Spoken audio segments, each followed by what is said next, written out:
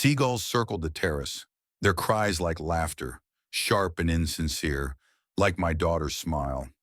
I sat in a wicker chair, sipped strong tea, and watched the ocean. 67 is the age when you begin to appreciate serenity, but it was still missing in my life.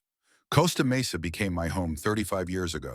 A small coastal town in California, quiet enough to grow old in, and vibrant enough to not feel buried alive.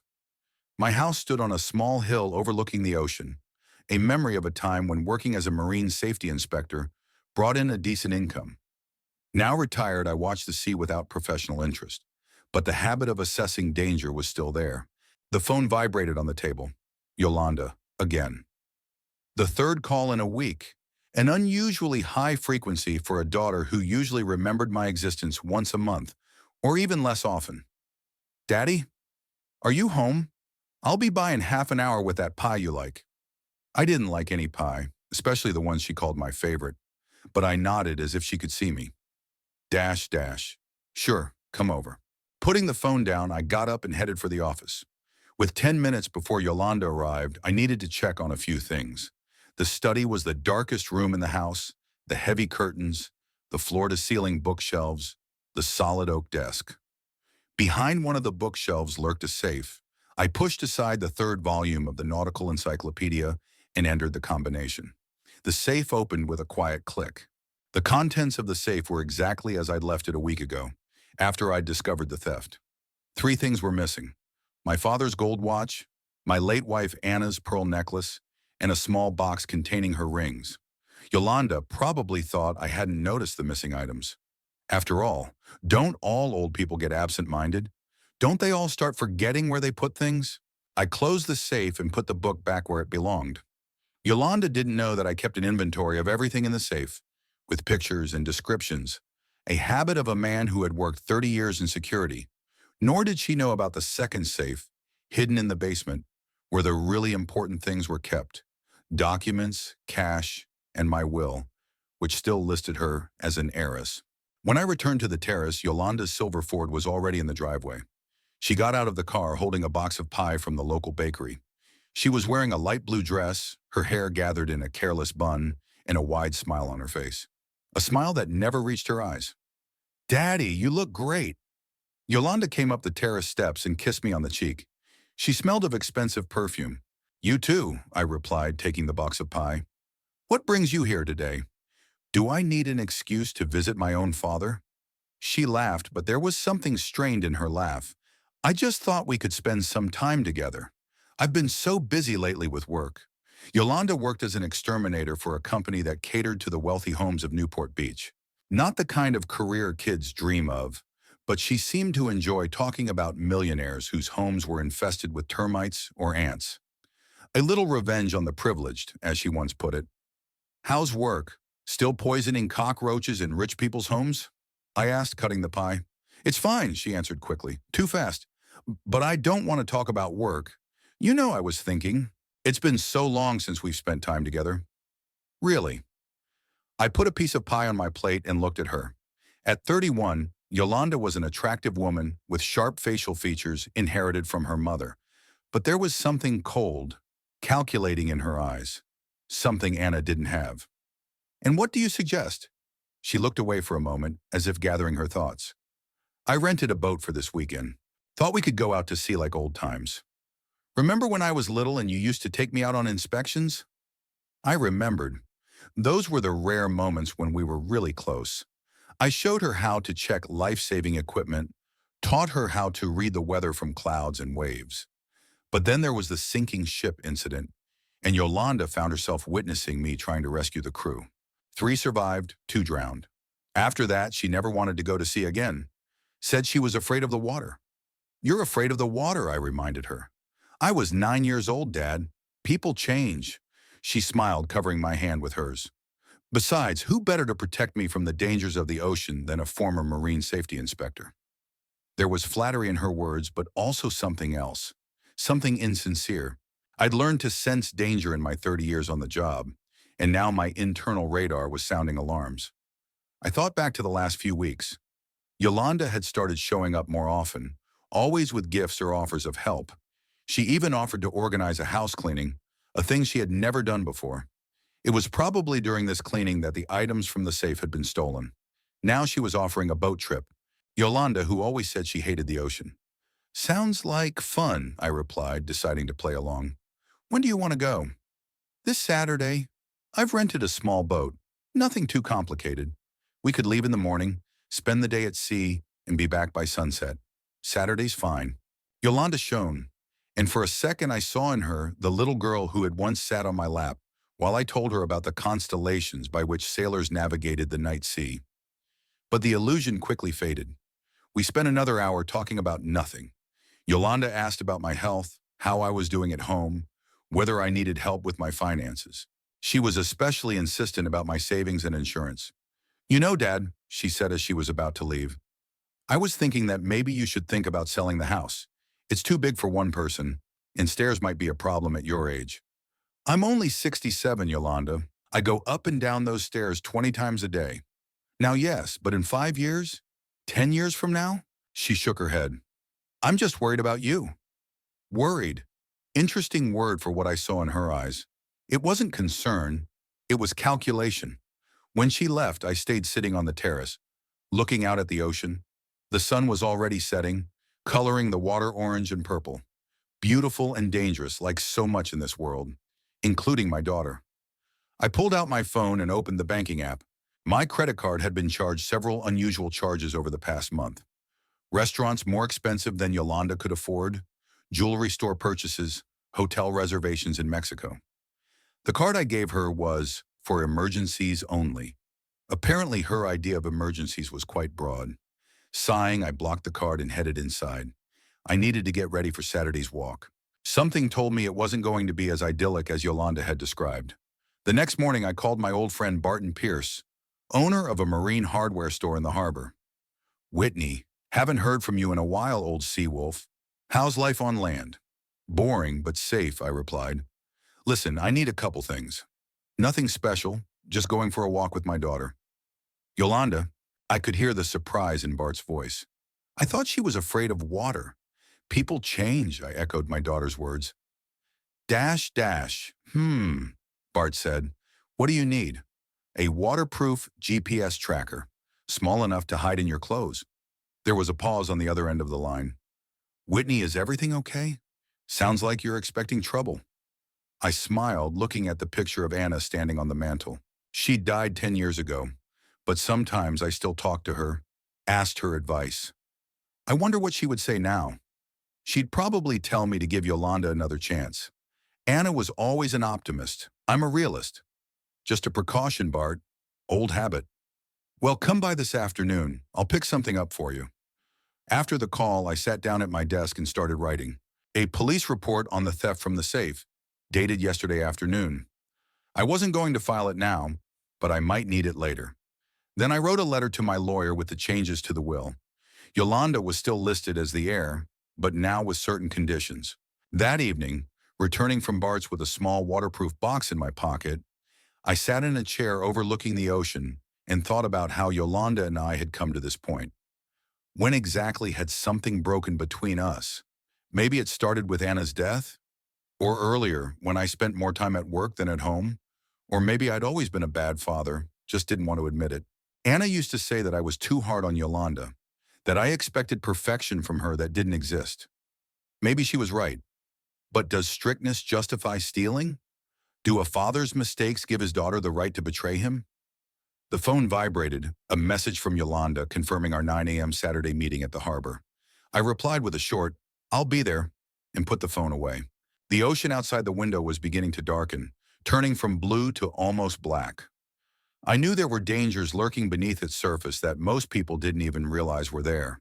Currents that could drag a swimmer a mile from shore, deep holes where the water suddenly turned cold. Sea creatures whose bites and poisons could kill in minutes. I knew all this and more. I knew how to behave when confronted by a shark, how to identify an approaching storm by the nature of the waves, how to find safe passages between reefs. Yolanda may have forgotten who I was before I retired, or, more likely, she underestimated me because of my age. It's a typical mistake of the young to think that not only do people lose strength with age, but that they forget skills acquired over decades. Well, Saturday would show which of us would be more prepared for the unexpected. Saturday came all too quickly. I woke up before dawn as the sky outside my window was just beginning to turn gray. Old habits die hard. 30 years of getting up at 5 in the morning hadn't gone to waste. Naval service had taught me to appreciate the early hours, when the world was still quiet and I could think without disturbance. Lying in bed, I listened to the sounds of the house. The creak of the floorboards as the wind picked up, the quiet hum of the refrigerator, the distant sound of the surf coming in through the closed windows. This house has witnessed the best and worst moments of my life. This is where Anna and I raised Yolanda. This is where I held my wife's hand when she was dying of cancer. Our bedroom hasn't changed since then. I wouldn't let Yolanda get rid of Anna's things, even though my daughter insisted it would help me move on. The photos on the dresser, her books on the shelves, the closet of clothes I sometimes touch just to feel the fabric under my fingers. Today required special preparation. I got up, showered, and dressed in my old fishing clothes, faded blue shorts, a white t-shirt, and a worn cap with the Marine Security Service logo on it. Under the t-shirt, I wore a thin neoprene vest. Not a full wetsuit, but enough to provide extra protection from the cold of the water and sunburn. Before heading down to the kitchen, I pulled the waterproof box Bart had given me from the bedside table. Inside was a coin-sized GPS tracker with a small carabiner. I clipped it to the inside waistband of my shorts and checked my phone. The app showed my exact location. Then I sewed a small waterproof pouch with a spare phone, credit card, and cash into the inside pocket of my shorts. While the coffee brewed, I stood at the window looking out at the ocean. The day promised to be clear, with a light breeze, perfect conditions for a boat ride. The waves were low, the sky clear. The weather on the coast could change quickly, but today there was no sign of an impending storm. My thoughts returned to Anna. We met when I was 25 and she was 22. I was just starting my career with the Maritime Security Service, and she was working in a small bookstore near the harbor. Anna loved the sea as much as I did, though in a different way. For me, the ocean was work. For her, it was poetry. She could sit on the shore for hours, writing something in her notebook, watching the waves. The sea remembers everything, Whitney, she used to say. Every ship, every drowned sailor, every tear shed. It remembers and forgives. It remembers and forgives. I wonder if the sea remembered everyone I failed to save during my years of service. Did it remember those two sailors from the Aurora who drowned in front of 9-year-old Yolanda? I could still see their faces in my dreams. A young lad, almost a boy, and an elderly bosun. They didn't swim out, though I dived after them again and again until I was pulled out almost unconscious. Yolanda was screaming on the shore then. It was the only time I ever saw her really afraid for me. There was real terror in her eyes. After that incident, she refused to go near the water. No amount of persuasion helped. Anna said I should respect her fear, not force her, and I agreed, even though I believed that indulging fears only strengthened them. Now, 22 years later, Yolanda suddenly wanted to go to sea, with me, to drink coffee and think about death. Something to do on a Saturday morning. At 8:30, I was already at the harbor. I parked the car and walked leisurely to the wharf, where Yolanda had said there would be a boat waiting for us. The marina was quiet. A few fishermen were preparing their gear. A couple of boaters were checking their gear. I noticed a boat, which appeared to be the one Yolanda had rented. A small motorboat, powerful enough for coastal cruising, but not for going out on the open ocean. I stepped closer to examine the vessel. At first glance, everything was fine. The hull with no visible damage. The motor looked serviced. There was the standard life-saving equipment on board: vests, life preservers, and flares. I looked in the deck house. Simple controls, radio, compass. No navigation system, but coastal navigation didn't require one. Inspecting? Yolanda's voice caught me by surprise. She was standing on the dock, dressed in her new yachting outfit, white shorts and a blue short-sleeved shirt. She wore a wide-brimmed hat on her head and sunglasses over her eyes. In her hands, she held a large bag. Professional habit, I said, turning to her. You look like a real sailor. I had to prepare myself, she smiled. I couldn't go out to sea in ordinary clothes. I noticed that despite her smile, she was nervous. Her fingers were gripping the strap of her bag too tightly, and there were dark circles under her eyes that even sunglasses couldn't hide. "What's in the bag?" I asked. "Food, drinks, sunscreen." She shrugged. "Everything you need for a picnic on the water." She climbed aboard and walked to the deck house where she placed the bag on the seat. I noticed her pause for a moment, looking out at the water, and inhaled deeply, as if gathering her wits. "Are you sure you want to do this?" I asked. "If you're still afraid of the water—" "I'm not afraid," she said sharply. "I told you, people change." I nodded, not wanting to argue. Instead, I checked the fuel supply and made sure the engine was starting properly. Everything was fine, which was a little suspicious. Usually the rented boats always had minor malfunctions. Worn markings on the instruments, frayed ropes, clogged injectors. This one looked too good to be a rental. "Who owns the boat?" I asked as we pulled away from the marina. "The rental company at the harbor," Yolanda answered without looking me in the eye. "Why do you ask?" "Just curious. Too good a condition for a rental boat." "I picked the best I could find." She smiled strainedly. "Only the best for my father." I nodded and concentrated on getting the boat out of the harbor. It felt good to feel the steering wheel under my fingers again, to feel the boat respond to the slightest movement. It was like riding a bicycle, once learned, never forgotten. When we were over the breakwater, I steered the boat parallel to the shore. Yolanda was sitting on the bow, facing the sea, the wind ruffling her hair. For a moment I saw in her the little girl who had once looked out at the ocean with rapt attention from the deck of a patrol boat. Before that day with the Aurora. "Where are we going?" I asked, raising my voice to overpower the noise of the engine and the wind. She turned around, shielding her eyes from the sun. "I thought we might go along the coast and then out into the open sea a bit. You know these waters better than I do." I nodded and steered the boat a little farther offshore. We passed the beaches of Costa Mesa, then past a small cove where I often fished on weekends. The ocean was calm, with only a slight ripple rocking the boat. After half an hour, Yolanda suggested we stop for lunch. I shut off the engine and we dropped a small anchor. The shore was visible, but as a thin strip on the horizon.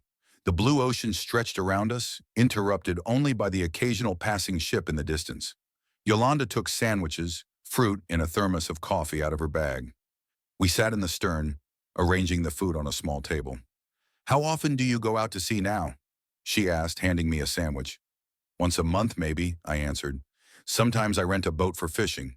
Sometimes I just sit on the shore and watch the waves." "How's Mom?" There was an unexpected softness in her voice. "Yes," I nodded, "like your mother." We were silent for a moment, each absorbed in our own thoughts. Anna had always been the link between us. Under her, we tried to be better than we really were. After she died, that bond weakened and then disappeared. "I miss her," Yolanda said quietly. "I miss her too," I answered without looking at my daughter. "Every day." "Have you ever thought of starting over? Meeting someone?" I shook my head. "No, some things only happen once in a lifetime." Yolanda finished her coffee and put the cup on the table. "You know I found Mom's jewelry in your safe." I froze before I could get the sandwich to my mouth. "There it is."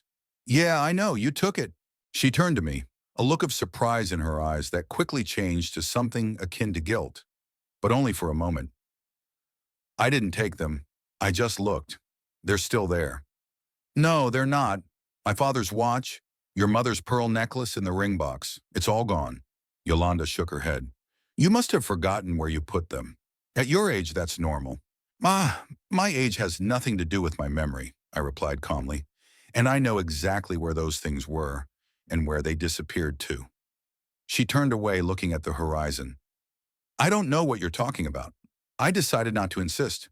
Instead, I asked, "Why did you bring me here, Yolanda?" "Really?" She turned to me, a smile on her face that didn't reach her eyes. "I told you, I wanted to spend time together. We see each other so rarely, and I thought—" "You never wanted to spend time with me," I interrupted her, "even when your mother was alive, especially after she died." Yolanda pressed her lips into a thin line.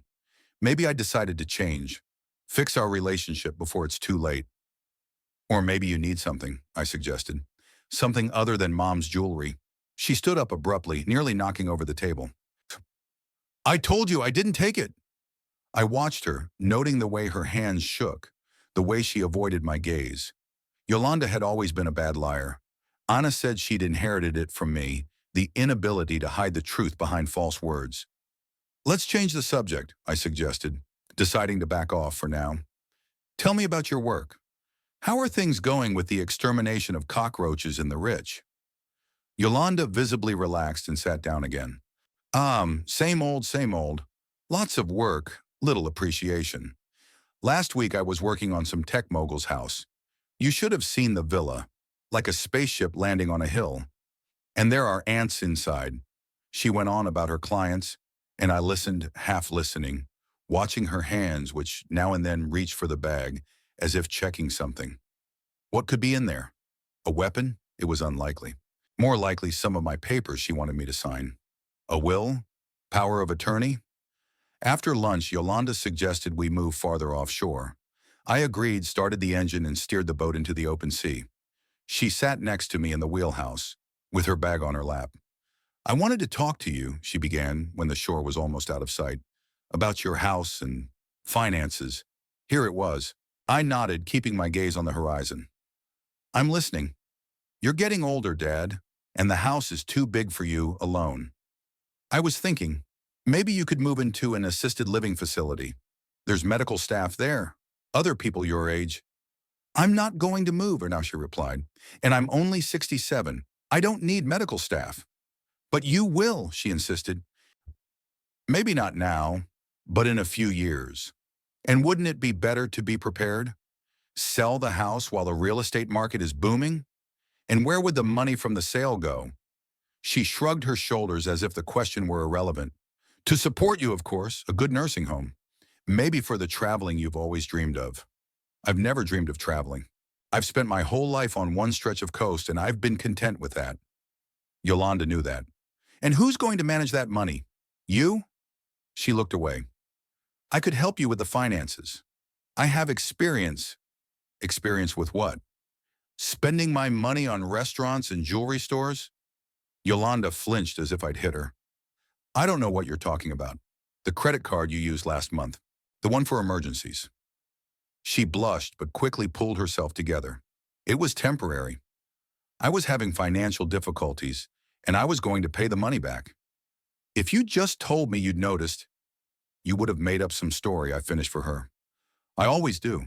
We were silent. The boat was breaking the waves, moving farther and farther away from the shore. I checked the fuel supply enough to make it back without a problem, even if we traveled a few more miles. Yolanda opened her bag and took out a folder of documents. I've prepared something, she said, holding it out to me. Just take a look at it. These are offers from several good nursing homes and an estimate of the value of your house from a realtor. I took the folder and opened it. Indeed, there were glossy brochures of nursing homes and a sheet with an appraisal of my house. But among those documents, I noticed other things. A copy of my life insurance policy, where Yolanda was the sole beneficiary, and a draft of a power of attorney authorizing her to administer all of my assets in the event of my incapacity. Incapacity, I said aloud. That's an interesting word. It's standard wording, she said quickly, in case you get sick or you can't make decisions. And who's going to determine whether I can make decisions? She shrugged, trying to look nonchalant. The doctors, of course. It's all standard paperwork, Dad. Any lawyer will tell you they're a must-have. I nodded and continued looking through the papers. Among them were the papers for the boat. Not the lease, but the purchase. The vessel had been purchased 2 weeks ago in Yolanda's name. The payment was made on my credit card. So you bought the boat, I said, showing her the document. Not rented. She was confused for a moment, but quickly pulled herself together. Yes, I did. I wanted to surprise you. It's your boat. A gift from me. Paid for on my credit card. I was going to return the money, she said stubbornly. I just didn't have enough for the down payment, and I thought that I wouldn't notice a charge of a few $1,000s. I shook my head. You always thought I was dumber than I am, Yolanda. She looked at me, and there was something between anger and fear in her eyes. I knew that look. It was the way she'd looked when I'd caught her lying as a child about uncompleted homework, about forbidden parties, about petty thefts from her mother's purse. You're always like this, she finally said, always suspecting the worst. I'm trying to help you, and you accuse me of some fraud. I'm not accusing, I said calmly. I'm just stating the facts. You took things from my safe. You used my credit card without authorization. You bought a boat with my money and lied about it. And now you want me to sign documents giving you control of my finances. Yolanda stood up abruptly, rocking the boat. You're insufferable, she shouted. You've always been like this. Controlling, suspicious, cold. No wonder Mom was unhappy with you. It wasn't true, and we both knew it. Anna was never unhappy with me. We had difficulties like any couple, but we loved each other to the very end. But Yolanda always rewrote history to justify her actions. Your mother loved me, I said quietly, and she loved you. She would have been disappointed to see what you were trying to do. Yolanda turned pale, then red with anger.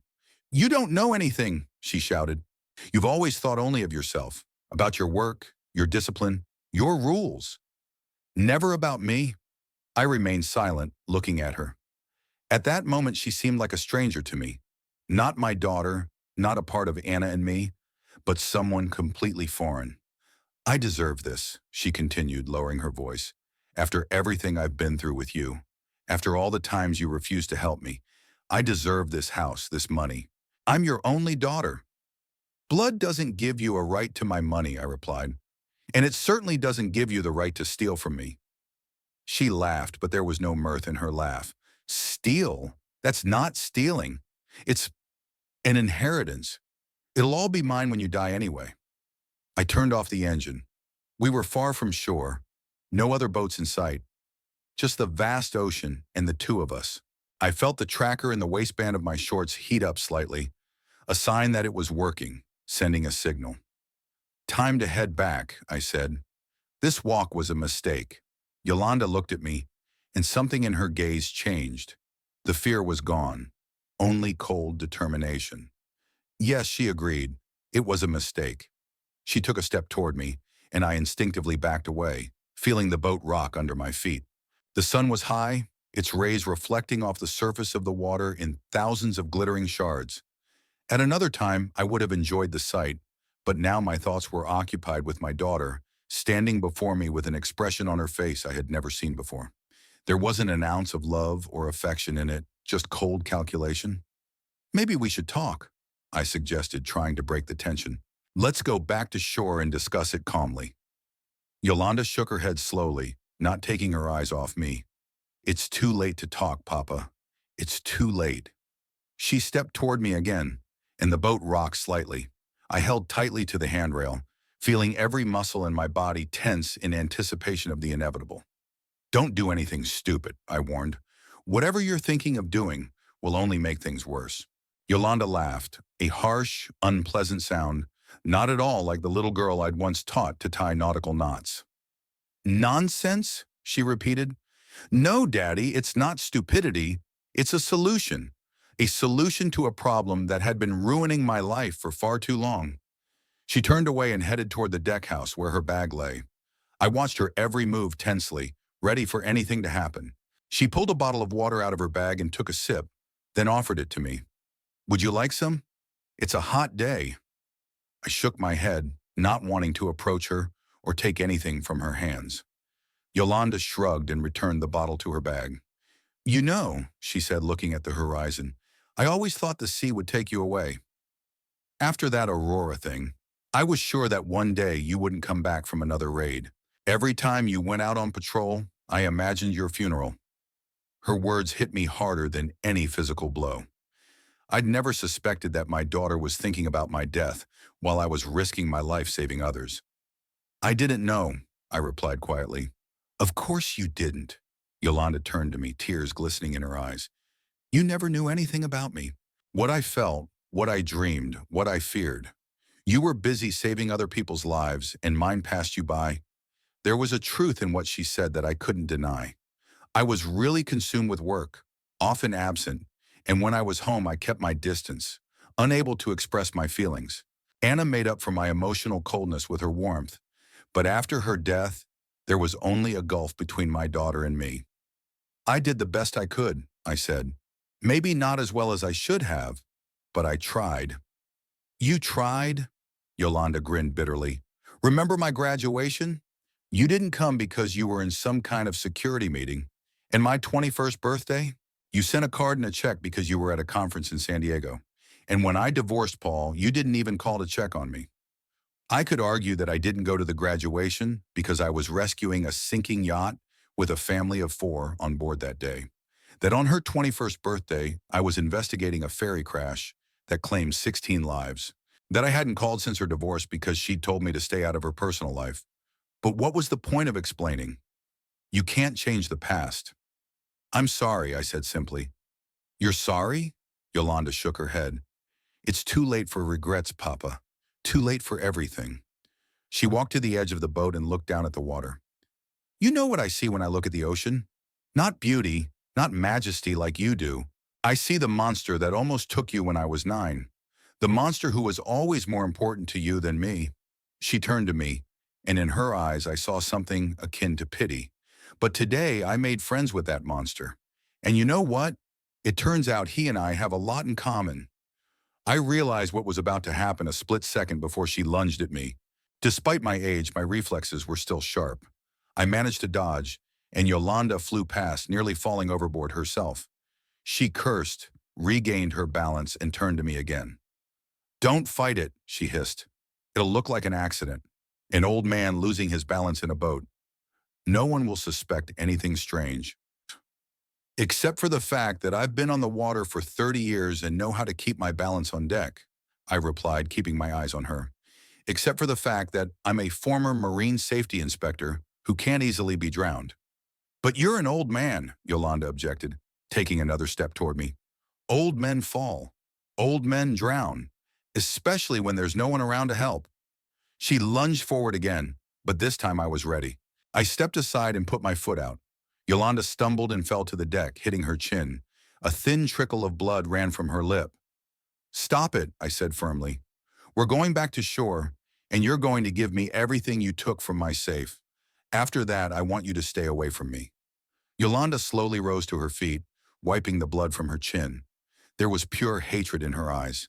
You were always so cocky, she said through gritted teeth. You always thought you knew everything better than everyone else, that no one could trick you or outsmart you. But you know what? You didn't even notice when I switched your blood pressure pills for pacifiers. For 3 months, you took chalk instead of medicine. That explains the headaches and the blood pressure spikes I've been experiencing lately. I thought it was age, but it turns out it was sabotage. Why? I asked, trying to understand the logic behind her actions. To make you seem inadequate, she replied with a wry smile. To make your doctor notice your deterioration, to make it easier to prove your incapacity. I shook my head, amazed at the depth of her calculation and cruelty. You'd let me die of a stroke for money? Chino. Don't be dramatic, she snorted. I was in control of the situation. In case of a serious deterioration, I would have returned the real pills. But that wasn't necessary. Your health was too good. I was silent, trying to realize that my own daughter, flesh and blood, could have planned my slow murder for the sake of an inheritance. Your mother would be horrified, I said at last. Don't you dare talk about her, Yolanda shouted, lunging at me again. This time she took me by surprise. Her body slammed into my chest, knocking the air out of my lungs. I staggered, trying to keep my balance, but my heels were already on the edge of the board. Yolanda saw this and kept pushing, putting all her weight into the push. I felt the railing slam into my lower back as my legs lost their footing. Say hello to the sharks, Yolanda shouted as she made the final push. I tumbled over the side and fell into the water. The impact with the surface knocked the rest of the air out of me, and for a moment I was plunged into icy darkness. Then survival instinct took over, and I surfaced, gulping greedily for air. The boat was already pulling away. Yolanda was standing at the helm, looking at me over her shoulder. I saw her face, no regret, no uncertainty, only the cold satisfaction of a man who had gotten rid of a useless thing. Goodbye, Daddy. Her voice came to me before the engine kicked into full gear and the boat sped away, leaving only a trail of foam on the ocean surface. I was alone in the middle of the vast blue. There was no shore in sight, only sky and water to the horizon. I swam in the direction I remembered land to be, but quickly realized that I would run out of energy before I reached land. I needed to conserve energy and utilize the knowledge I had accumulated from years of service. The first thing I did was get rid of my shoes. They were only dragging me down, making it hard to stay afloat. Then I took off my shirt and tied its sleeves, creating a makeshift life preserver. Filling it with air gave me a float that helped me stay on the surface without constant effort. After assessing the situation, I remembered the map of currents in the area. We had sailed about 5 miles from shore, maybe a little more. At this time of year, the main current runs parallel to the shore from north to south, but there is also a weaker countercurrent closer to the surface, pointing toward the shore. If I can catch it and let myself be carried, I have a chance. I lay on my back, using a makeshift float to keep my head above water, and let the current carry me. My thoughts flitted between survival tactics and the realization of betrayal. My own daughter was trying to kill me. My own flesh and blood wanted me dead for money. The thought hurt worse than the cold of the ocean water or the fatigue in my muscles. An hour passed, maybe two. It was hard to judge time on the open sea. The sun began to slip toward the horizon, and I realized that at night my chances of escape would diminish dramatically. I had to speed up. I started paddling, trying to move at an angle to the current to harness its force rather than fight it. After about an hour of paddling like this, I felt the current change. The water was getting warmer, a sign that I was getting closer to shore. Encouraged, I redoubled my efforts, ignoring the fatigue and cramping in my muscles. When the sun was almost touching the horizon, I saw a thin strip of land in the distance, the shore. But joy was quickly replaced by anxiety. Judging by the configuration of the coastline, I was far south of the port we had sailed from. I was at a deserted stretch of beach, where the high cliffs came almost to the water. But there was no choice. I had to get out of the water before dark. Gathering my last strength, I swam toward the shore, trying to choose a place where the waves were breaking not on the rocks, but on the sandy shoal. The last meters were the most difficult. The surf picked me up and threw me into the shallow water with such force that I was out of breath. Sand and pebbles scratched my skin. Salt water stung my eyes, and many small cuts from contact with the rocks. But I was alive. I made it out of the ocean.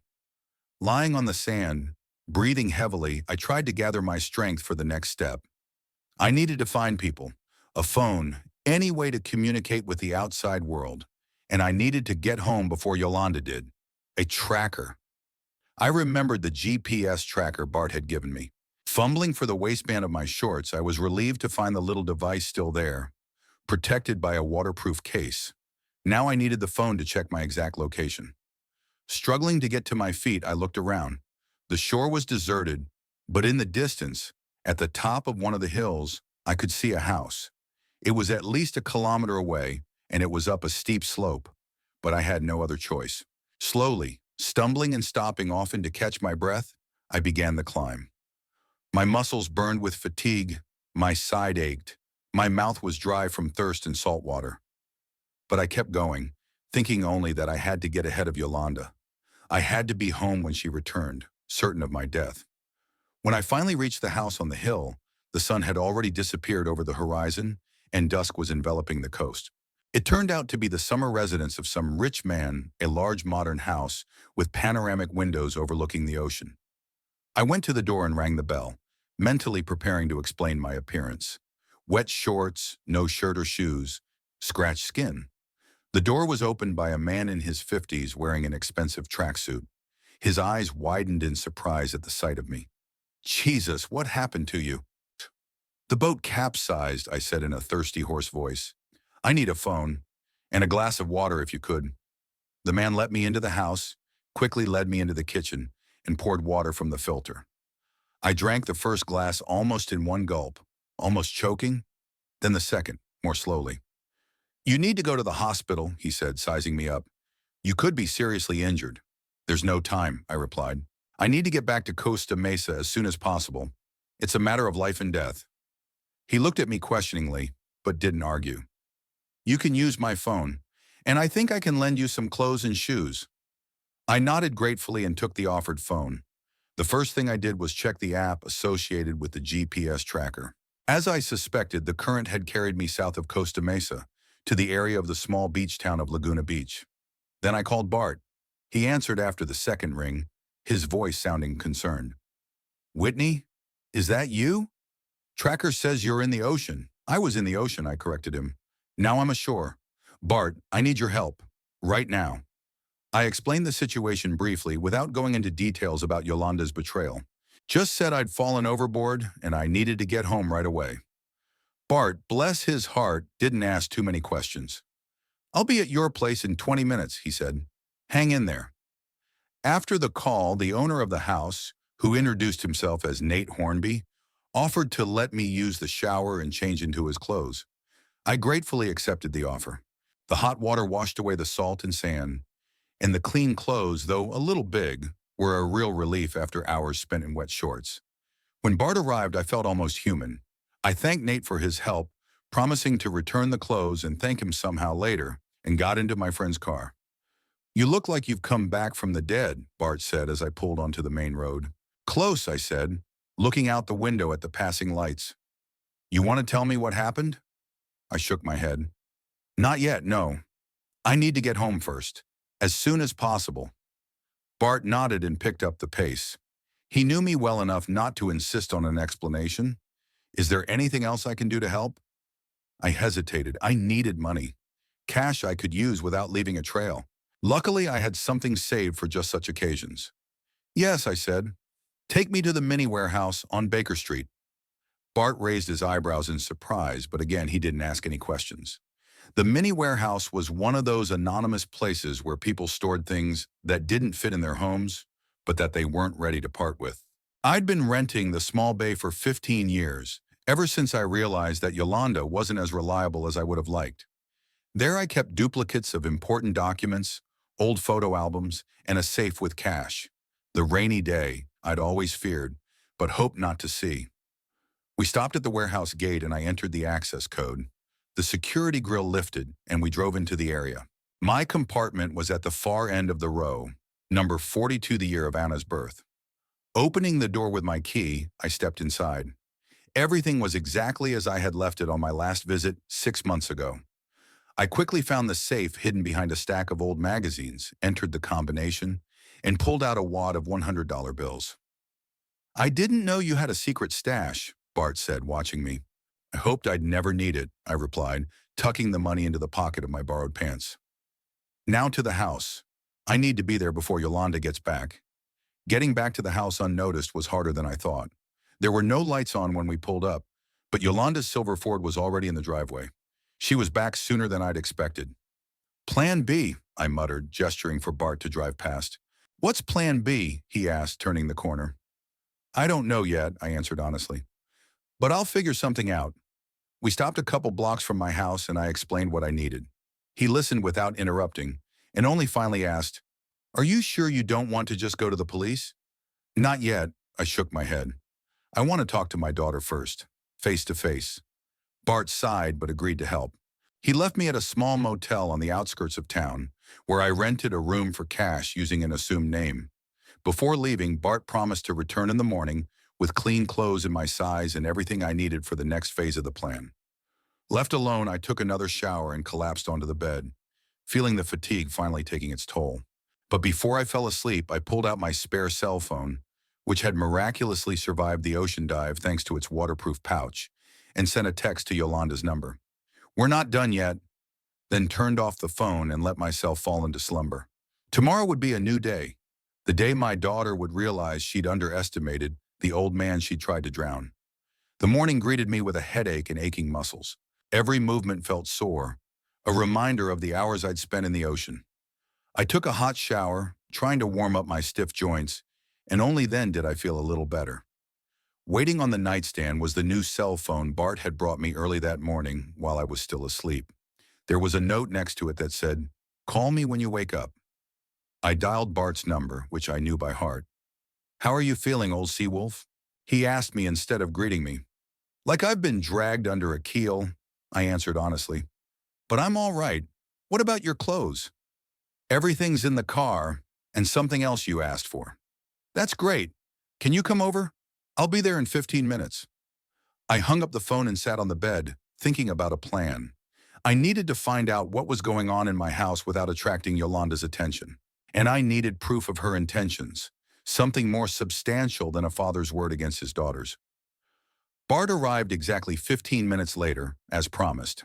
His SUV was filled with bags of clothes, shoes, and a few of the tech gadgets I'd asked him to get. "Are you sure you want to do this on your own?" Bart asked as I changed into a new pair of jeans and shirt. "Maybe the police after all." I shook my head. "Not yet, no. First, I want to see how far she's willing to go and gather evidence." Bart sighed. "Okay, but be careful. If your daughter was really trying to," he stammered, not wanting to say it out loud. "Kill me?" I finished it for him. "Yes, she did. And I want to know what she's doing thinking she succeeded." We drove to my house but stopped a block before it. I had to walk the rest of the way so as not to attract the attention of neighbors who might recognize my car or Bart's. "Call me if you need help," Bart said, handing me my backpack of equipment. "I'll be in the neighborhood." I nodded and moved toward my house, trying to walk stealthily, keeping to the shade of the trees. It was around 11 in the morning. Most of the neighbors were at work, and the streets were empty. When I reached the back of my property, I stopped at the hedge that separated my garden from the neighbors. From here, I had a good view of the backyard and terrace. Through the gaps in the bushes, I could see that there was someone on the terrace. Not just Yolanda, but other people. I pulled a small pair of binoculars out of my backpack and pointed them at the group. Yolanda was sitting in my favorite chair, dressed in all black, a dress of austere cut, like a funeral. Next to her were my sister Edith and her husband Ronald, whom I hadn't seen in years after a fight over our parents' inheritance. The third person was a man in a suit I didn't know, judging by the file folder and businesslike appearance, some kind of lawyer. I turned on the directional microphone Bart had gotten for me and pointed it at the group. The sound quality wasn't perfect, but it was good enough to make out the conversation.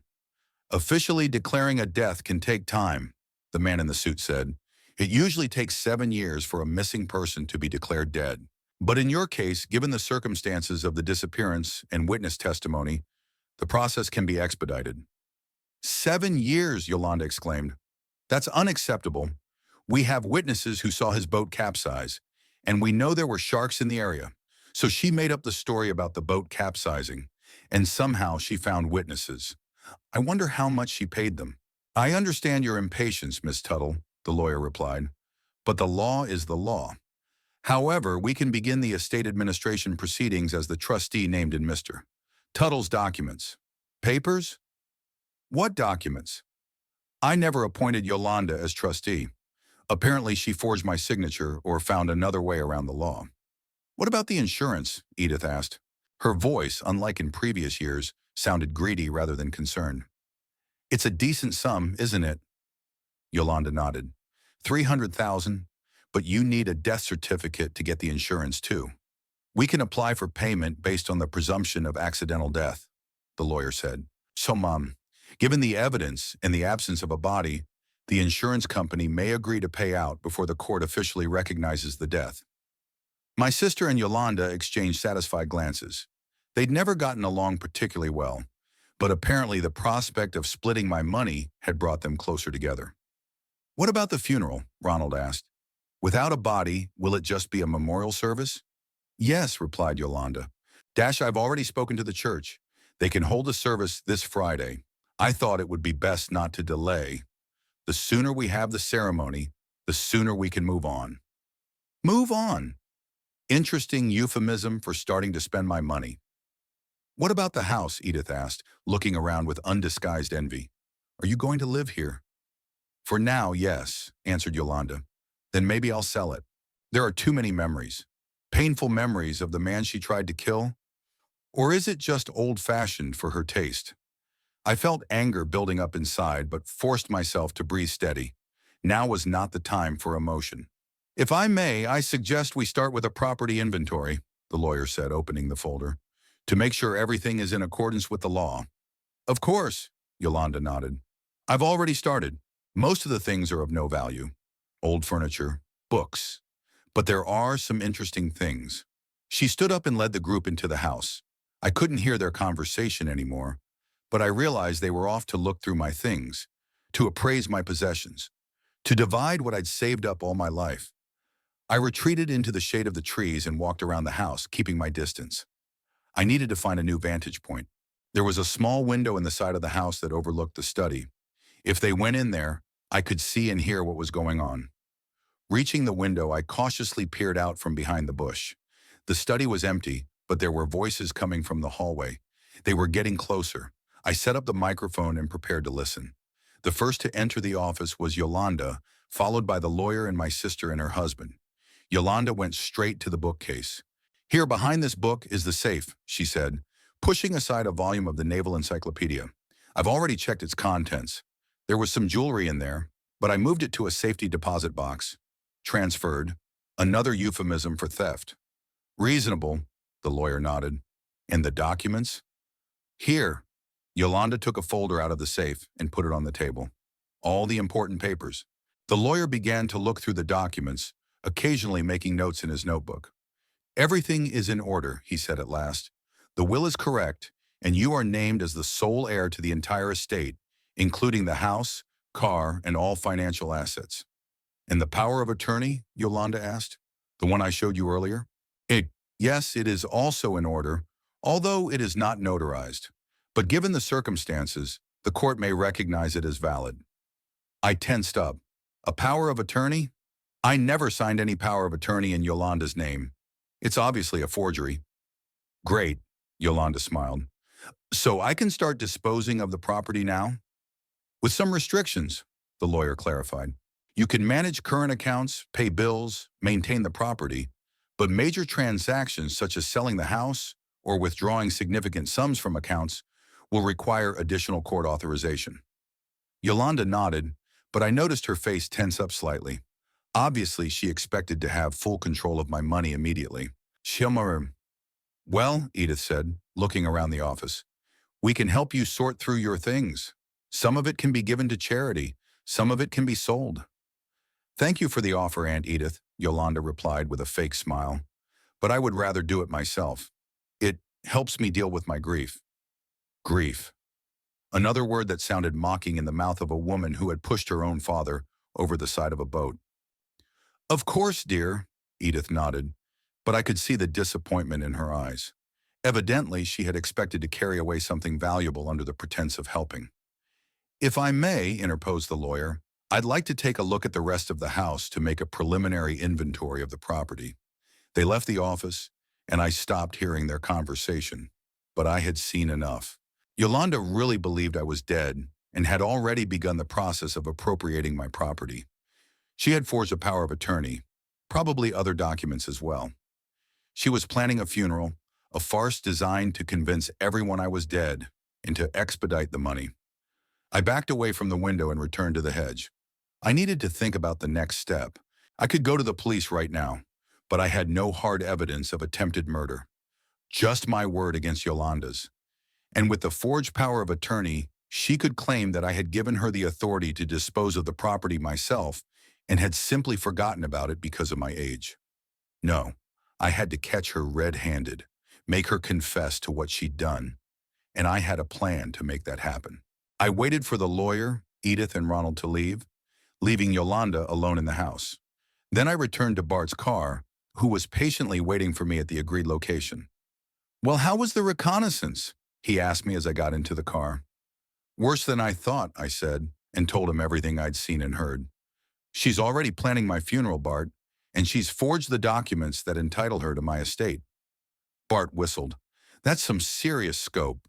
What are you going to do?" "First, I need to get into the house when Yolanda's gone, install some equipment, and then I'll give her a surprise she'll never forget." We continued watching the house until evening. Around 6 o'clock, Yolanda came out, got in her Ford, and drove away. This was my chance. "Let's go," I said to Bart. "Hurry up." We pulled up to the back of the house where the neighbors couldn't see us. I pulled out the spare key I kept in a stash under a rock in the garden and unlocked the back door. Entering my house as a thief, I had a strange feeling. Everything looked familiar, yet foreign at the same time. Yolanda had already started to make changes. She had rearranged the furniture in the living room, removed some pictures from the walls, and replaced the curtains. "Let's move fast," I said to Bart. "We have an hour tops." We split up. Bart went to set up small cameras in the living room and study, while I went into my bedroom and kitchen. The cameras were wireless and small enough to be hard to see. They transmitted the images to a special app on my phone, allowing me to watch what was going on in the house in real time. After installing the cameras, I began the second part of the plan. From a hiding place in the basement that Yolanda didn't know about, I got an old laptop and some flash drives. They contained copies of all the important documents and photos of valuable items that had been in the safe before the theft. There was also the CCTV footage I had installed after my first suspicions of my daughter's dishonesty. One of them clearly showed Yolanda opening the safe and taking the jewelry. I transferred all the files to the new laptop Bart had bought and created a presentation, a kind of dossier on my own daughter. Her every move, every lie, every theft. It was all documented. "It's done," Bart said, back in the basement. "The cameras are up and running." "What else?" I showed him the presentation I'd prepared. "All that's left is to print it out and put it in the right order." "Are you really going to do that?" Bart asked, looking at the screen. "That's tough, Whitney. She tried to kill me, Bart," I reminded him. "She deserves the truth." We finished cooking in 40 minutes. Everything was ready for tomorrow, the day Yolanda would realize her plan had failed. Before I left one detail that was going to throw my daughter into turmoil. On the kitchen table, I put my old watch, the same one I always wore to work, a clock that Yolanda knew well. They ticked away, counting down the time until our next meeting. We left the house as quietly as we had entered. Now all we could do was wait and watch. Back at the motel, I connected to the cameras through the app. Just in time, Yolanda came home. I saw her walk into the living room carrying bags from the store. Apparently, she'd done some shopping on my dime. She walked to the kitchen and I tensed, waiting for her reaction to the clock. The kitchen camera showed Yolanda stiffening when she saw them on the table. Her face went pale and the bags fell out of her hands. "This is impossible," she whispered as she approached the table. "It can't be." She touched the clock gingerly, as if afraid of burning herself. Then she pulled her hand away sharply and looked around, as if expecting to see a ghost. Her fear was almost palpable. "This is some kind of joke," she said louder, as if addressing someone. "A very bad joke." She picked up the watch and examined it closely. It was indeed my watch, with a small engraving on the back, the date Anna had given it to me for our 10th anniversary. Yolanda sank down in her chair, still holding the watch in her hand.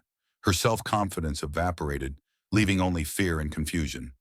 "Papa," she called out in a trembling voice. "Are you there?" No one answered. Only the ticking of the clock broke the silence. Yolanda stood up, put the clock on the table, and quickly left the kitchen. The cameras showed her checking every room in the house, looking under beds, in closets, even behind curtains, like a scared child afraid of monsters in the dark. Finding no one, she returned to the kitchen, poured herself a large glass of wine, and drank it almost in one gulp. Then she poured another and called someone. "Aunt Edith, it's me. Can you come over?" Her voice sounded tense.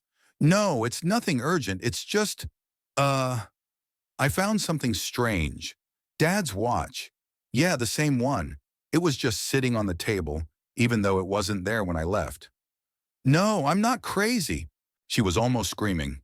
"Come here, please. I'm afraid to be alone." After the call, Yolanda drank her third glass of wine and stared at the clock as if it could answer her questions. Her hands trembled, and a look of terror froze on her face. "It's impossible," she repeated. "He's dead. I saw him drowning." I turned off the sound, not wanting to hear any more. My daughter was sure she'd killed me, and now she was afraid I'd come back from the other side of the world to haunt her. Fear was a good start, but it was only the beginning. That night, when Yolanda finally fell asleep after taking a sleeping pill, I broke into the house again. Edith, who had come at her call, had long since left, convincing myself and my niece that the clock had probably been in the house all the time, just that Yolanda hadn't noticed it because of the stress. I moved silently, aware of every creaking doormat in my house. The first thing I did was go to the study and retrieve the fake power of attorney from the file folder. Then I went to Yolanda's bedroom. She was sleeping restlessly, frowning in her sleep. Next to the bed was an empty bottle of wine and a packet of sleeping pills. On the bedside table was my watch. She must have taken it from the kitchen, not wanting to leave it unattended. I carefully took the watch and put an envelope in its place. It contained a photograph of Yolanda opening the safe and taking the jewelry. On the back of the photograph, I wrote, "I saw the whole thing." Then I went back to the living room and began my preparations for tomorrow. In the center of the room, I placed a chair, my favorite chair, in which Yolanda had sat today while planning my funeral. I placed a small table next to the chair, and on it I placed the evidence folder and the laptop with the presentation open. I set everything up so that when Yolanda entered the room, she would immediately see the chair, the table, and the folder. This was to be the scene for our last meeting. After finishing the preparations, I checked the cameras once more. Everything was working. Now all I had to do was wait until morning and return to take my place in the chair before Yolanda woke up. As I left the house, I paused for a moment at the picture of Anna standing on the mantel. Her smile, captured in the photo, was full of warmth and love. I wondered what she would say now. Would she approve of my plan? Would she ask me to forgive our daughter? I didn't know, but I knew I couldn't forgive the attempted murder. I couldn't forgive the betrayal and the lies. I couldn't let Yolanda get away with it just because she's my daughter. Tomorrow she'll know what it means to underestimate an old sea wolf. Tomorrow she'll realize that some actions have consequences that can't be bought off or escaped. I walked out of the house, closing the door quietly behind me, and disappeared into the night. It was a few hours before dawn. Morning came ruthlessly early. I woke up in the motel before dawn, feeling every year of my age and every bruise from my struggle to live in the ocean. My body ached, but my mind was clearer than ever. I took a long, hot shower, shaved, and put on the fresh clothes Bart had brought. Black pants, white shirt, navy blue jacket.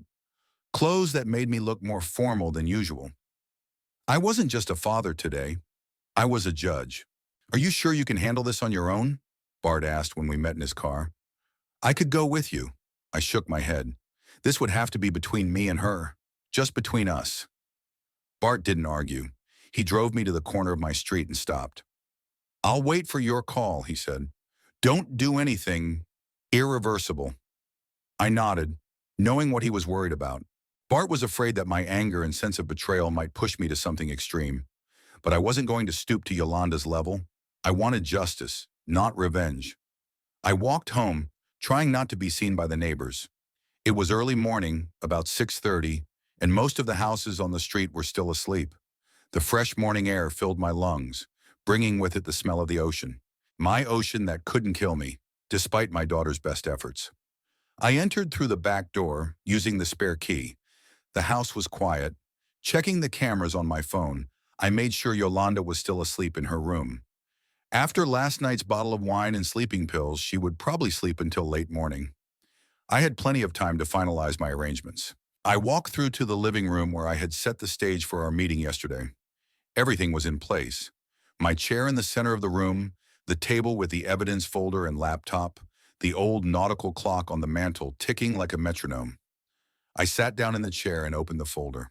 It contained photos of the stolen jewelry, copies of bank statements showing unauthorized withdrawals from my accounts, printouts of Yolanda's messages to some people about planning an accident on the boat. All of this I'd been collecting for months, sensing something was wrong, but not wanting to believe my daughter was capable of such a betrayal. Next to the folder lay a notebook with an open presentation. The first slide contained the simple caption, "The Truth About Yolanda Tuttle." I checked that the video from the cameras in the boat was also ready to play. Yes, everything was in place. Time was running out. I sat motionless, immersed in memories of the past, of a time when Yolanda was a little girl with bright eyes and a ringing laugh, when she looked at me with adoration instead of calculating coldness. Where and when did we lose that connection? When did my daughter turn into a woman capable of pushing her own father into the ocean and floating away quietly? Maybe Anna was right. Maybe I was too strict, too demanding, too emotionally unavailable.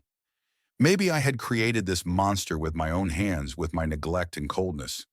But whatever my mistakes as a father, they didn't justify attempted murder, didn't justify stealing and lying, nor did they justify betrayal. Around 9 a.m., I heard footsteps on the stairs. Yolanda was awake. I straightened up in my chair and got ready. My heart beat steady, my hands were calm. I felt no fear, only determination. A few minutes later, I heard Yolanda enter the kitchen. The sound of the refrigerator opening, the noise of the coffee maker. Then silence interrupted only by sips of coffee. I imagined her sitting at the kitchen table, planning her day, the day she considered the first day of her new life. a life without me. Finally, I heard her footsteps approaching the living room. I turned off the lights with the remote, plunging the room into semi-darkness despite the morning sun outside the window. The curtains were drawn tightly.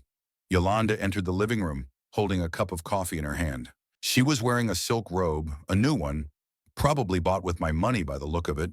She didn't immediately notice me in the darkness, heading to the window to open the curtains. I pressed a button on the remote, and the lights came on. Yolanda froze in place, hesitating to turn around, as if she knew what she would see. "Good morning, Yolanda," I said in a calm voice. The cup fell out of her hand, shattering on the floor. The coffee spilled in a dark puddle on the light-colored carpet, but neither she nor I noticed. Slowly, as if in a nightmare, Yolanda turned around. Her face was white as chalk, her eyes widened with horror. She opened her mouth but couldn't utter a sound. "You look like you've seen a ghost," I said, not moving. "But as you can see, I'm quite material." It's It's impossible," she whispered at last. "Shoko, you can't be here. You drowned." "Tried to drown," I corrected. "But you see, your old man knows the sea too well to let it take him, especially when he was pushed off the boat by his own hands." Yolanda shook her head as if trying to banish a vision. "You're not real. This is a hallucination. From stress. From the wine and the pills." I got up from the chair and took a step toward her. She recoiled, backing up against the wall. "I'm quite real, Yolanda. As real as your attempted murder. As real as the jewelry you stole. As real as the forged documents you prepared." Her eyes darted to the door, assessing the distance and the chances of escape. I shook my head. "You shouldn't. We should finish our conversation. We have a lot to discuss." "I don't have anything to discuss with you," she said, finding her voice. "You should be dead." "Disappointed?" I asked with a bitter chuckle. "I'm sorry to ruin your plans for my inheritance." "Speaking of plans," I pointed to the chair across from me. "Have a seat. I have something for you." She didn't move, as if frozen in place. Her eyes darted between me and the door like a hunted animal. "Yolanda," I said more firmly, "sit down, now." Something in my tone, an echo of the paternal authority she had once feared and respected, made her obey. She walked slowly on stiff legs to the chair and sat down, keeping as much distance between us as possible. I returned to my chair and opened the folder. "Do you know what this is?" I asked, showing her the first picture. It was of Yolanda opening my safe. The date in the corner of the picture was clear, 3 weeks ago. She was silent, looking at the image with a mixture of fear and stubbornness. "It was taken with a camera I installed after I noticed some of my things were missing," I explained. "You see, I'm not as naive as you think, and not as helpless." I flipped the photo over, revealing the next one. It showed Yolanda standing at my desk, looking through documents. "And this is you studying my will. Interesting, isn't it? To know how much you'll get when I die." Yolanda remained silent, but her hands resting on the armrests of the chair clenched into fists. "And this is particularly interesting," I continued, showing the next picture. Yolanda was talking to a man on the wharf, handing him an envelope. "That's Lester Crane, a local alcoholic who, for $50, would swear he saw my boat capsize. You're a witness, right?" Her face twitched, but she still remained silent. "I could go on," I said, "but I think you get the point. I have proof of everything you've done, every step of your plan to kill me, every stolen item, every lie." I closed the folder and put my hand on the laptop. "But the most interesting part is in here. Do you want to see it?" Without waiting for an answer, I turned the screen toward her and pressed the play button. The video from the camera installed in the boat appeared on the screen. The quality wasn't perfect, but it was good enough to make out our faces and hear the conversation. The moment Yolanda pushed me overboard was captured in great detail, including her last words, "Say hello to the sharks." Yolanda stared at the screen as if hypnotized. Her face grew paler and paler until it turned ash-colored. "From where? Dash," she whispered. "It couldn't be. There were no cameras on the boat." "There were," I answered. "Small, discreet ones. I installed them when I checked the boat before we left. It's an old safety inspector's habit to always check the equipment." The video ended and I closed the laptop. "Now, do you realize the position you're in?" I asked. "All this evidence I can turn over to the police. right now, and you'll be arrested for attempted murder. Do you know how many years you get for that? For the first time since we started talking, I saw in her eyes not only fear, but a realization of the consequences of my actions. What? What are you going to do? She asked in a shaky voice. That's a good question, I answered. What would you do if you were me? I don't know, she whispered. Of course you do, I objected. You'd send me to prison, or maybe you'd just get rid of me in a more permanent way. Again, Yolanda flinched as if struck. Daddy, I didn't mean... It wasn't like that. I didn't think... Don't lie, I cut her off. Don't make your situation worse with another lie. I saw your face when you pushed me. I heard your voice. You knew exactly what you were doing. She lowered her head, and I saw tears drip down her clenched hands. Real tears, or just another performance? With Yolanda, one could never be sure. Why? I asked, lowering my voice. That's the one thing I don't understand. Why did you want me dead so badly? Was it the money? Because of the house? Or was it revenge for something? Yolanda raised her head. Her eyes were red from crying, but her gaze suddenly became hard. You really don't understand, she asked. After everything, enlighten me. She took a deep breath, as if gathering her strength. You never loved me, she said with sudden bitterness. Never. For you, I was always an obligation, a burden, not a daughter, but a problem to be solved. You were so busy saving other people's lives that you didn't realize you'd ruined mine. That's not... No, listen to me, she interrupted me, suddenly raising her voice. All my childhood, I tried to earn your love, your approval. I studied hard, participated in all the activities you mentioned, but you were never there for me. Never. And when you were home, you looked right through me like I was a ghost, invisible. She wiped her tears with the back of her hand. And then Mom died, the only person who really loved me. And what did you do? Shut down even more. You pushed me away when I needed you the most, when we could have been grieving together, helping each other. You just disappeared.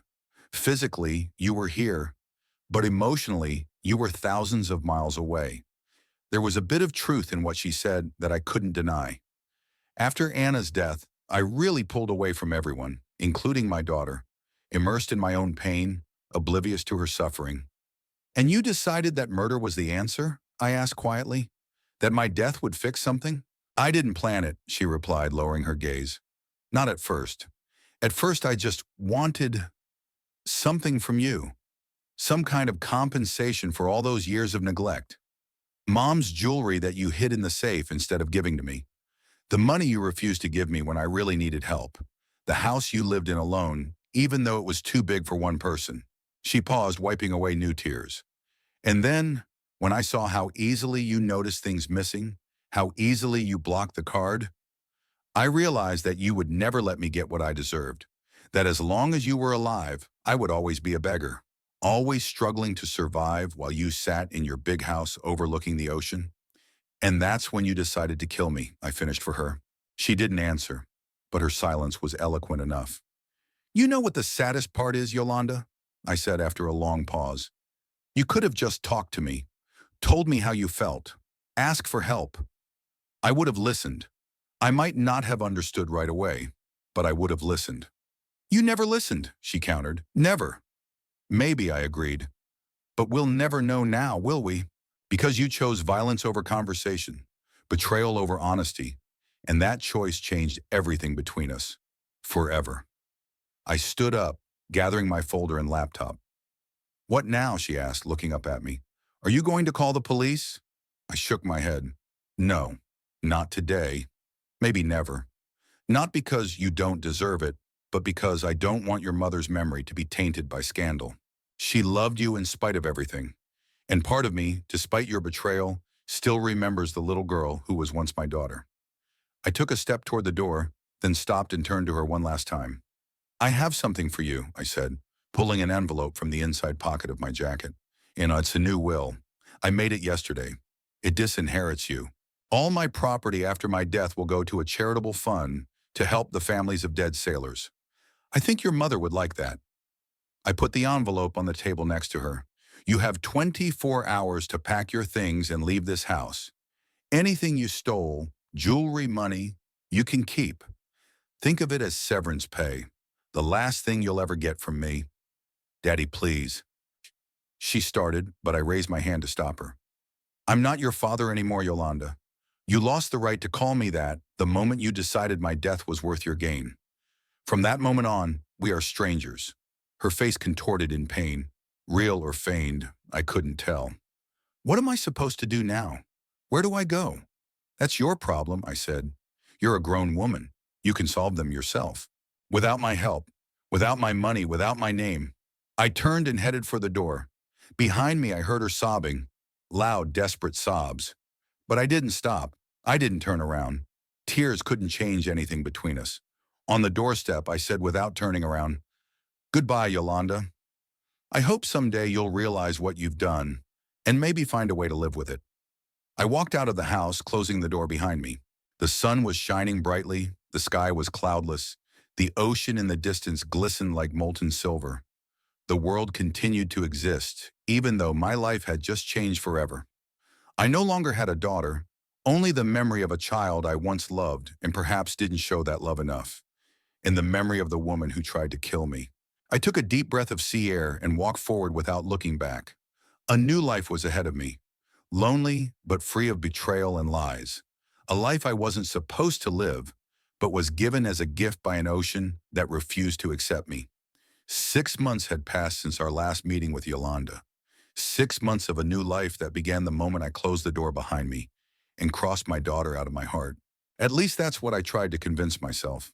The house stayed with me, though it wasn't easy to be in it at first. Every room held memories, not just of Yolanda's betrayal, but of the happy days when Anna was alive and our daughter was still an innocent child. I even considered selling, but in the end I decided to stay. It was my home and I wasn't going to let the ghosts of the past kick me out of it. Yolanda disappeared from Costa Mesa just as I had demanded. That day she actually packed her things and left without making any further attempt to talk to me or change my mind. Neighbors saw her loading her suitcases into her silver Ford, swallowing tears and avoiding eye contact with curious onlookers. By evening, she was out of town. I learned from mutual acquaintances that she had moved to San Diego, where she had found a job with another pest control company. She never told anyone about what had happened between us. All she told everyone was that we'd had a falling out over an inheritance, and she'd decided to start her life over, away from her father. Lying to the end was her way. As for me, I wasn't in a hurry to share the truth either. When neighbors or acquaintances asked about Yolanda, I told them that she had decided to move away, and we no longer kept in touch. Most people thought it was just a family spat, and no one realized the true depth of the gulf that separated us. In the first weeks after she left, I often woke up at night, haunted by nightmares of dark water and a boat sailing away. I relived over and over again the moment of the fall, the cold of the ocean, the struggle to live. But over time, the nightmares became less frequent and then stopped altogether. The ocean, which should have been my grave, became a source of peace for me again. I began to go to the shore regularly, sometimes even renting a boat for fishing. The sea held no grudge against me, unlike my daughter. The hardest part for me was recognizing my own role in everything that had happened. Yes, Yolanda had done the unforgivable, but I couldn't deny that her words about my emotional absence and neglect contained a grain of truth. I was a father who provided for a child's physical needs, but not their emotional needs. I gave Yolanda a roof over her head, food, and education, but I didn't give her what she really needed: attention, acceptance, expressed love. After much deliberation, I made an appointment with a psychologist for counseling, something I had never done before. Dr. Eleanor Fisher, a woman about my age with kind eyes and a penetrating gaze, helped me to understand my own feelings and actions. I didn't tell her the whole truth about the attempted murder, but I did share my story of betrayal and broken relationship with my daughter. "You know, Whitney," she said after a few sessions, "many fathers of your generation grew up believing that their primary role was to be the provider and protector. The emotional side of parenting was seen as a woman's responsibility. That doesn't excuse your daughter's actions, but it may help you understand why she felt rejected." I nodded, recognizing the validity of her words. My own father was like that, a stern, reserved man who rarely showed his feelings and believed his duty was done if there was food in the house and the roof didn't leak. I unwittingly repeated his pattern of behavior without thinking about the consequences. What should I do now? I asked. Try to repair the relationship? Dr. Fisher shook her head. That's for you to decide. Sometimes forgiveness is not necessary to repair the relationship, but for your own healing. You can forgive without reestablishing contact, and you can learn from the past even if you can't change it. Her words struck a chord with me. Forgiveness was not for Yolanda, but for myself. I wasn't ready for it. Perhaps I never would be, but the very thought that it was possible brought some relief. Gradually, my life took on a new rhythm and meaning. I began volunteering at a local marine rescue center, where my experience proved invaluable. Twice a week, I taught young lifeguards water safety skills, currents, weather conditions, and rescue techniques. Seeing the interest and respect in the eyes of these young people was surprisingly gratifying. For the first time in a long time, I felt that I was really needed. One day when I was practicing water rescue, I noticed a young man among the students who looked at me with special attention. After class, he came up and introduced himself. Ashton Greer, sir. I wanted to personally thank you for the lesson. You saved my mother's life 15 years ago when their yacht capsized off Cape Catalina. I didn't immediately recall that incident. There had been many rescues during my years of service, faces and names often blending into one, but his sincere gratitude touched me. She always said that if it weren't for you, I wouldn't be alive, Ashton continued. She was 3 months pregnant when it happened. The doctor said hypothermia shock could have caused a miscarriage, but you acted so quickly and professionally that she didn't even get hypothermia. I shook his hand, feeling a lump in my throat. All these years I'd remembered the ones I couldn't save, but I'd forgotten the ones I'd helped. About the lives that lasted because of my actions. About children like Ashton who were born because their mothers survived. I decided to become a lifeguard because of you, he said with a smile. I want to give back. After that meeting, something changed in me. It was as if the weight I carried in my heart became a little lighter. I couldn't undo the past, couldn't bring back the lost years with my daughter or prevent her betrayal. But I could do some good in the here and now. I could pass on my knowledge and experience to those who truly valued it. I could save lives, if not with my own hands, then through those I trained. I sat on the terrace for a long time that night, looking out at the ocean and thinking about Yolanda. Where is she now? Does she regret what she did? Is she thinking about me? Not that it mattered. The bridges had been burned, and neither of us were going to rebuild them. But I couldn't help but wonder about these questions.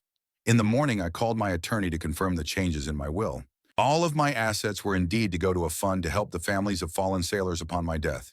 But I added one detail. A small portion of the funds was earmarked for scholarships for young lifeguards. Scholarships in the name of Anna Tuttle, a woman who loved the sea and those who lived near it. Are you sure you don't want to leave something to your daughter? The lawyer asked. Not even a token amount. I'm sure, I answered. Serba Sarniwon, she's already taken hers. 3 more months passed. Spring changed to summer. The beaches of Costa Mesa were filled with vacationers, and my new routine became familiar and comfortable. I did my training, met with friends, and occasionally went out to sea to fish with Bart. Life went on no matter what. And then a letter arrived. No return address, but I recognized Yolanda's handwriting on the envelope. I held it in my hands for a long time, hesitating to open it. Part of me wanted to throw it away without reading it. Another part of me wanted to know what she'd written. In the end, curiosity won out. Inside was a piece of paper and a small key. I recognized it, the key to the safe deposit box where Yolanda kept Anna's stolen jewelry. The letter was short. I don't ask for forgiveness because I know I don't deserve it.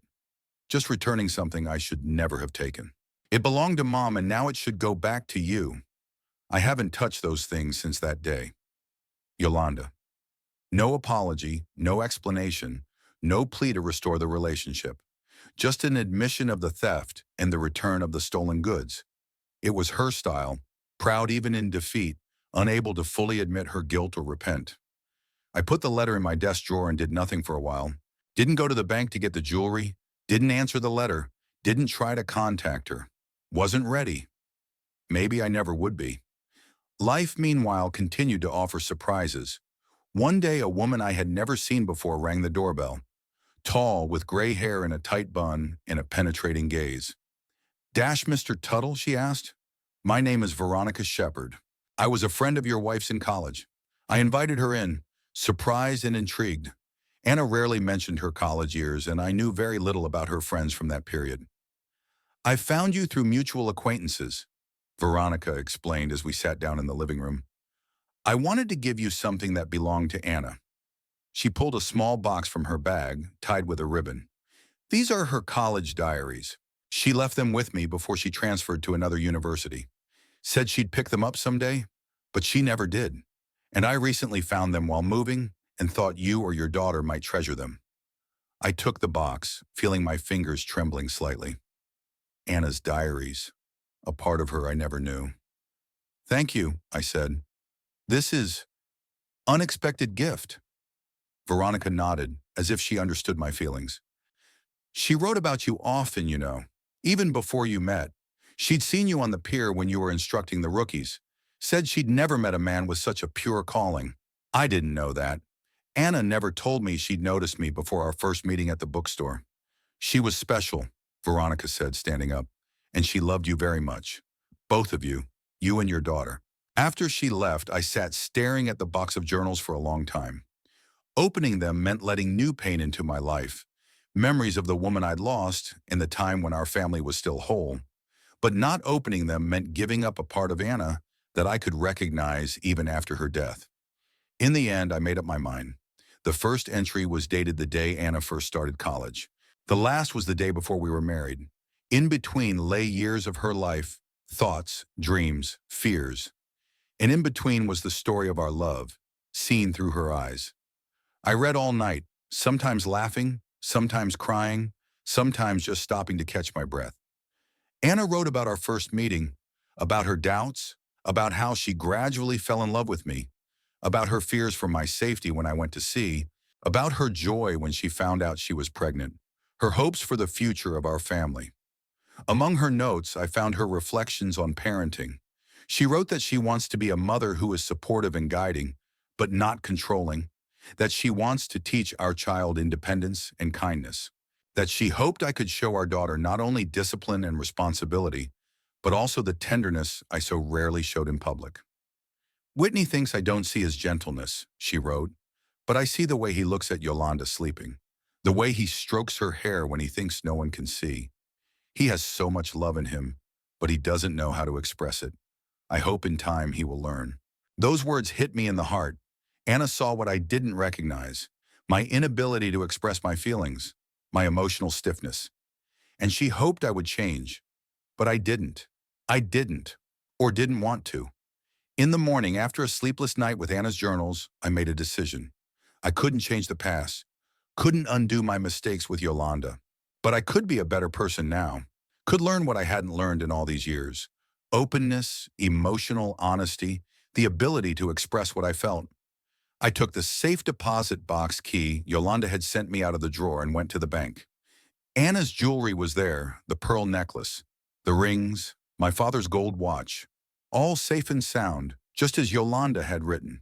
When I got home, I sat with these things for a long time, remembering the moments associated with each of them. The pearls Anna wore on our rare outings to the opera, the rings that shone on her fingers on special days, the watch my father gave me before he died, saying that time is the most precious gift we can give to those we love. Time. I spent so little time being a real father to Yolanda. So little time to teach her not only discipline and responsibility, but also love and forgiveness and honesty. I couldn't blame her entirely for what I had never taught her. That evening, I wrote 2 letters, one to a fund to help the families of fallen sailors, notifying them of a planned bequest and asking that some of the funds be used for educational programs for children. The second was to Yolanda. I didn't ask her to come back, nor did I offer to repair the relationship. That would have been unfair to both of us. Instead, I simply wrote the truth. That I had read her mother's diaries. That I realized my mistakes as a father. That I regretted not being able to give her what she needed. That Anna's jewelry was safe with me now. That I wasn't ready to forgive the attempted murder, but that I understood the roots of her anger and resentment. At the end of the letter, I added the lines I probably should have said to her years ago. You were always my daughter, and part of me will always love the child you once were. I hope that one day you find the peace with yourself that I have been unable to find for most of my life. Take care of yourself. Whitney, I didn't know if she would ever get that letter, if she would ever read it, if she would ever respond. It didn't matter anymore. What mattered was that I had finally told the truth, to myself and to her, that I'd accepted my part of the responsibility without excusing her actions, that I'd found a way to move on without clinging to bitterness and resentment, but without forgetting what had happened. The next day, I mailed a letter to an address in San Diego that I had found through mutual acquaintances. Then I drove to the shore, to the spot where Anna and I had once long ago loved to sit watching the sunset. The waves rolled onto the sand, washing away the traces of the past, leaving a blank canvas for the future. Yolanda didn't answer my letter. I didn't expect a reply. Our paths had parted completely with no hope of reconciliation. But something changed in me. The heaviness I carried in my heart became lighter. It didn't disappear completely. Such wounds never fully heal. But it didn't weigh on me with the same force. I continued my work at the rescue center, finding satisfaction in passing on my experience to the younger generation. Sometimes, looking at my students, I found myself thinking that Yolanda might have been among them if things had turned out differently. If I had been a different father and she a different daughter. But you can't change the past. All that remains is to live on, learning from mistakes and trying not to repeat them. And I lived, day after day, week after week, finding new meaning in helping others, sharing knowledge, being useful. One day, almost a year after my breakup with Yolanda, I was doing water rescue training and noticed a young woman watching us from the pier. Something in her posture, in the tilt of her head, reminded me of Yolanda as a young woman. My heart sank for a moment, but when the woman turned, I saw that it was a different person. Still, that moment made me wonder if someday, many years from now, we might meet Yolanda by chance on the street or on the beach. Would we recognize each other? How will we feel? What would we say? I didn't know the answers to these questions, but I did know that I no longer lived in anticipation of such an encounter, either with fear or hope. I had finally let go of the past, allowed it to be what it was, a story from which lessons were learned, but which no longer defined my present. The ocean taught me that. Every wave is a new beginning. Every low tide carries something away, but every high tide also brings something new. Nothing stays the same, and there is a beauty and wisdom in this constant transformation. I stood on the shore, feeling the sand move away from under my feet with each receding wave, and realized that I had found my path. Not perfect, not free of pain and regret, but authentic. My own path that I'd made day by day, choice by choice. And somewhere far away in San Diego, or even farther away, Yolanda was walking her own path. I hope she too has learned the lessons of our story. I hope she too found a way to live with what she did and what she was made to do. I hope, but I don't expect. I don't demand. I don't insist. We were father and daughter, bound by blood and history. Now we were strangers, separated by an ocean of pain and betrayal. And that ocean was too wide to cross, too deep to see the bottom, too powerful to resist its current. But I survived that ocean once, swam out against all odds, and that was my strength, the ability to survive, to adapt, to find a new path when the old one was lost in the fog. Life went on, my life, without Yolanda, but with the memory of who we once were to each other, with the realization that even the deepest wounds eventually become scars, visible but no longer bleeding, with the wisdom that only the trial of betrayal and loss brings.